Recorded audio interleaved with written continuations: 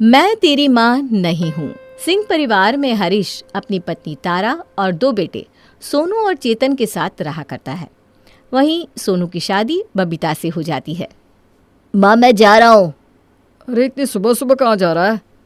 भैया वो मैं कॉलेज जा रहा हूँ। अरे संडे कौन सा कॉलेज ओपन होता है? अच्छा हाँ, कॉलेज तो ओपन है, वो वाला जहाँ वो कैफे में तेरा इंतज़ार कर रही है। क्या भैया आप भी? अरे कॉलेज जा रहा हूँ, एक्स्ट्रा क्लास है मेरी। हाँ हाँ दिख रहा है, एक्स्ट्रा क्लास। अरे क्यों रे सोनू, अपने छोटे भाई की टांग क्यों खींच रहा है? माँ कोई आपके छोटे बेटे को पूरा का पूरा कब्जे में करके बैठ गई है। अरे बेटा तो हमें भी मिलवा दो, कौन है? अरे क्या पापा आप भी कहाँ भैया की बातों में आ गए, जो बेचारे भाभी के सामने कुछ बोल तक नहीं पाते। तू बहुत बोलने लगा है, रुक जा तू। हाँ क्योंकि मेरी शादी नहीं हुई है ना। दोनों हंसते हुए अपने अपने काम से चले जाती हैं। तभी हरीश कहता है, भगवान हमारा परिवार छोटा है लेकिन हम कितने खुश हैं ना। दोनों भाइयों में कितना प्यार है, लगता ही नहीं कि दोनों सगे भाई नहीं हैं। अजी आप ये क्या बोल रहे हो? थोड़ा देख कर तो बुला करो, अगर कोई सुन लेता तो। मैं अपने दोनों बेटों में कोई भेद नहीं करती हूँ और ना मैं चाहती हूँ कि दोनों के बीच कभी भी ये सौतेली वाली बात आए। चेतन अभी छोटा है, वो ये सब समझ नहीं पाएगा। अच्छा ठीक है, आगे से मैं ध्यान रखूंगा। ये सारी बातें कमरे के बाहर से बबीता सुन लेती है और वो मन ही मन सोचती है, ओहो तो यानी देवर जी इनके सगे बेटे नहीं है। ये तो अच्छा है कि अब ये सारी प्रॉपर्टी मेरे पति के नाम होगी और मैं इस सारी प्रॉपर्टी की अकेली मालकिन बन जाऊंगी। ऐसे ही हंसी मजाक में कुछ दिन निकल जाते हैं। एक दिन सोनू काफी परेशान होता है तो बबीता उससे कहती है, अजी क्या बात है, कुछ दिनों से देख रही हूँ आप परेशान से दिख रहे हो।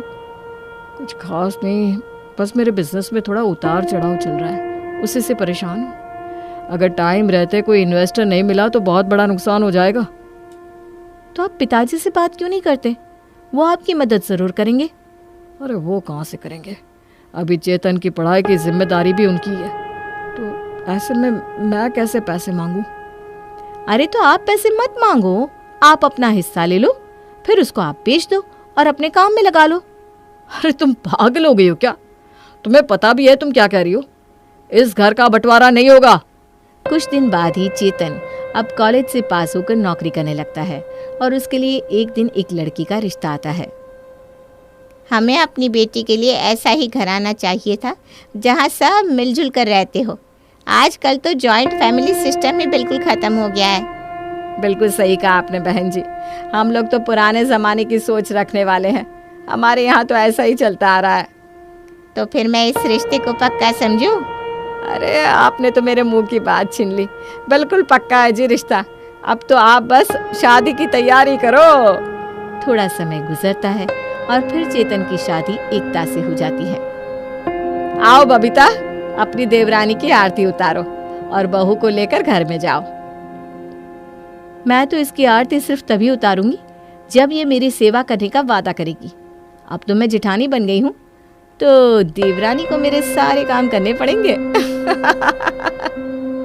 अभी उसकी सास जिंदा है, उसे सेवा करनी होगी तो पहले अपनी सास की करेगी, हैं? या तेरी करेगी?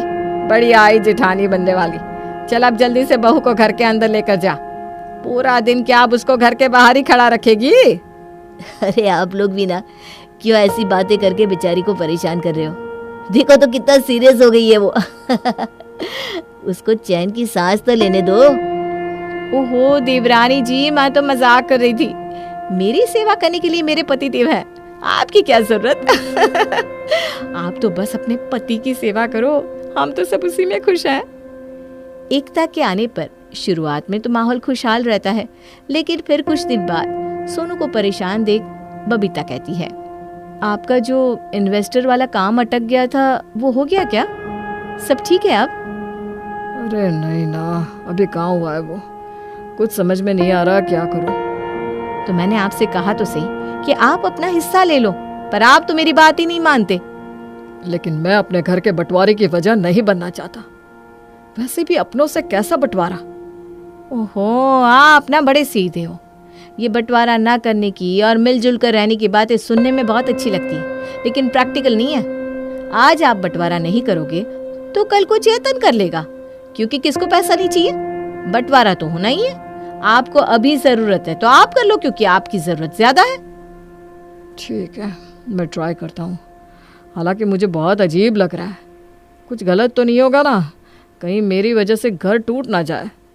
अरे कुछ गलत भला क्यों होगा? ये आपका हक है जो आप बस अपनी जरूरत के अनुसार मांग रहे हो, तो भला इसमें गलत क्या हुआ? सोनू को बिल्कुल समझ में नहीं आ रहा था कि वो इस बात को अपने माँ बाप के सामने कैसे रखे। लेकिन अगले ही दिन सोनू हिम्मत करके उनके कमरे में जाता है और कहता है, माँ, पिताजी, मुझे आपसे कुछ बात करनी है, पर समझ में नहीं आ रहा कैसे कहूँ। अरे तू अपनी माँ से कब से शर्माने लगा है? बोल जो बोलना है। शर्मा नहीं रहा हूँ माँ, लेकिन समझ में नहीं आ रहा कैसे आप दोनों को बताऊं। अरे बेटा बोल भी दे, क्या बात है, इतना मत सोच। हाँ बेटा बताना क्या बात है। मुझे अपना हिस्सा चाहिए। हिस्सा? कैसा हिस्सा? किस चीज का हिस्सा? घर का हिस्सा। और किस चीज का हिस्सा? अरे तुझे पागल कुत्ते ने काट लिया है क्या? दिमाग तो ठीक है तेरा? कैसी बातें कर रहा है तू? इस घर के हिस्से कभी नहीं होंगे, ये तो तुझे भी पता है। फिर तूने ये सोचा कैसे? मेरा दिमाग बिल्कुल ठीक है। आज नहीं तो कल ये बंटवारा होना ही है। तो अगर आज हो जाएगा तो उसमें कोई बुराई नहीं है, और बंटवारा हो जाएगा तो हम दोनों भाइयों में कभी पैसों को लेकर लड़ाई नहीं होगी। वरना आजकल तो भाई भाई लड़ जाते हैं पैसों के लिए। अरे भैया, आप कैसी बात कर रहे हैं? ऐसा कभी नहीं होगा। मैं भला आपसे क्यों लड़ूंगा? मैं नहीं चाहता कि कोई भी बंटवारा हो। बड़ों के बीच में मत बोल। अभी तू इतना बड़ा नहीं हुआ कि तू घर के मामलों में बोले। देखते ही देखते वहाँ पूरा परिवार इकट्ठा हो जाता है और बहस होने लगती है। बबीता और सोनू के सिवा कोई भी बंटवारे के हक में नहीं था। क्या आपको अच्छा लगेगा कि आपके जाने के बाद आपके दोनों बेटे प्रॉपर्टी के लिए लड़ रहे हो? तो बेहतर है ना कि पहले ही बंटवारा कर दिया जाए, ताकि सभी लोग हंसी खुशी रह सके। ये सोनू, किसने भड़काया है तुझे? हैं? जो तेरे दिमाग में ये बंटवारे वाली बात है, ये डाली किसने, बता? पिताजी, उससे क्या लेना देना कि मुझे किसने क्या बोला? मुझे मेरा हिस्सा दे दो, बस मुझे ये बंटवारा करना है। दिख रहा है मुझे किसने तुझे क्या कहा है, लेकिन बेटा तू भी सोच, ऐसे घर का बंटवारा करेगा क्या? रहने दीजिए।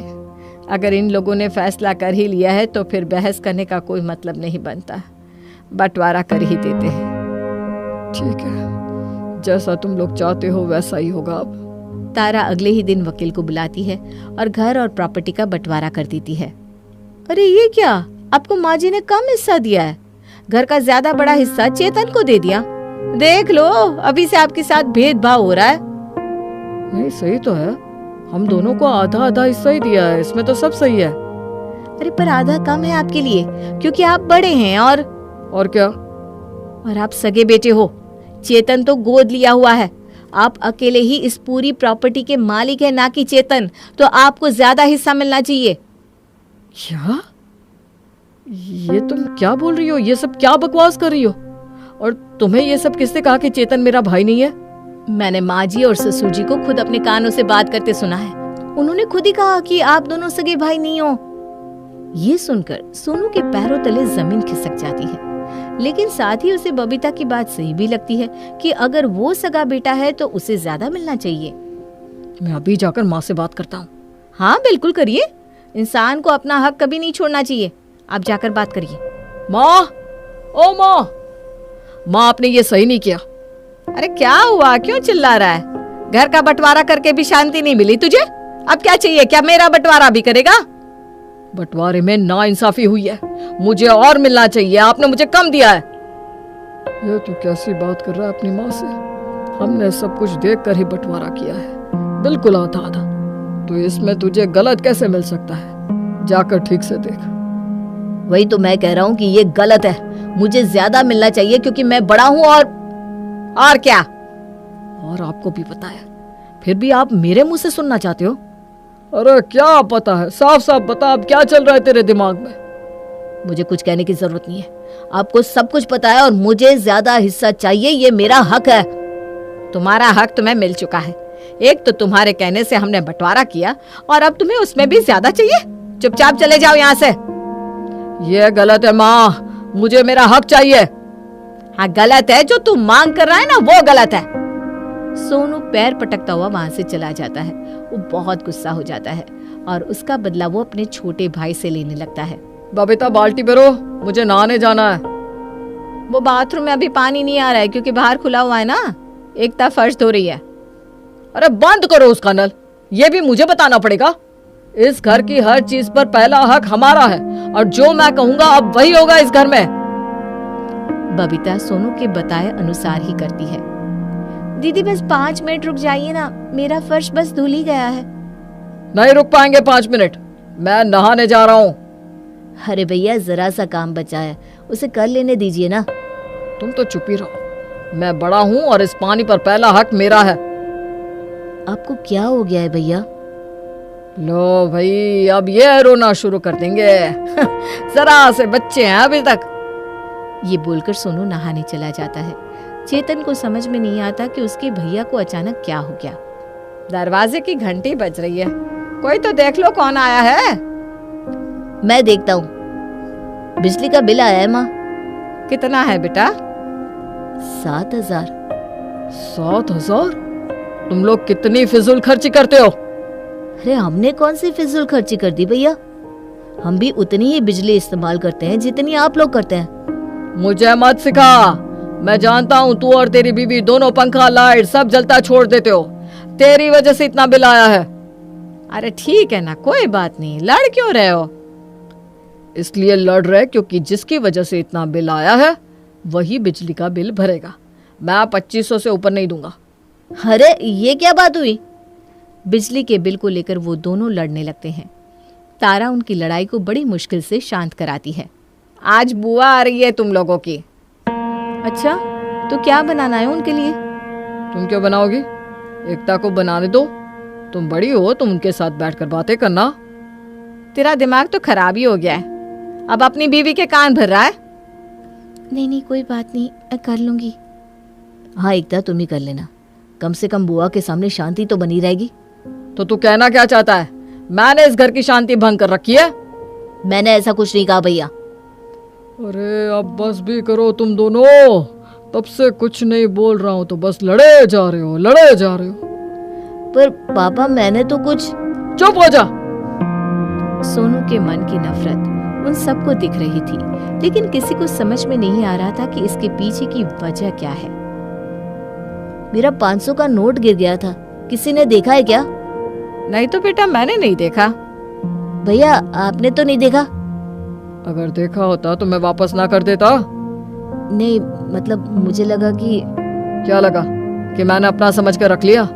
चल मान ले मैंने अपना समझ के रख भी लिया, तो आज से पहले मैंने तेरे ऊपर कितने पैसे खर्च करे हैं याद है? अगर वो हिसाब मांगने पर आ जाऊं ना तो तेरे जाने कितने महीने की सैलरी लग जाएगी।